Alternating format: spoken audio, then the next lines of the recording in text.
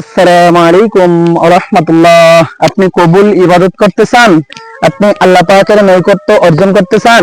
আসেন কবুল ইবাদত করে করে আল্লাহ পাকের, আল্লাহ রসুলের বন্ধু হয়ে যাই। আল্লাহ রসুলের যদি বন্ধু হতে পারেন, আল্লাহ রসুলের কাজগুলোকে মহব্বত করেন।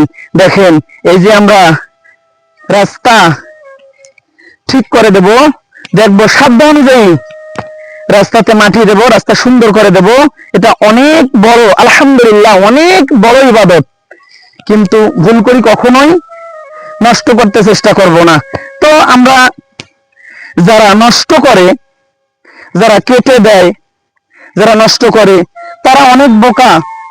তাদেরকে অনুরোধ করব, যারা আপনারা রাস্তা নষ্ট করেন, যারা আপনারা রাস্তায় যন্ত্রণাদায়ক জিনিস রাখেন, তারা আসেন একটু তালাশ করি, আসেন একটু খোঁজ খবর নেই যে রাস্তা নষ্ট করা, রাস্তা কাটা, রাস্তায় যন্ত্রণাদায়ক জিনিস রাখা কত বড় গুনাহের কাজ। আমরা যদি রাস্তা ভালো করে দেওয়া দরকার, আমরা মানুষ হিসাবে আমরা কখনোই রাস্তা নষ্ট করব না। তো রাস্তা নষ্ট করলে কি হবে? এই রাস্তা দিয়ে যত মানুষ যাতায়াত করবে, আপনার জন্য সবাই আল্লাহর কাছে আপনার জন্য বদদোয়া করবে, কুদোয়া করবে।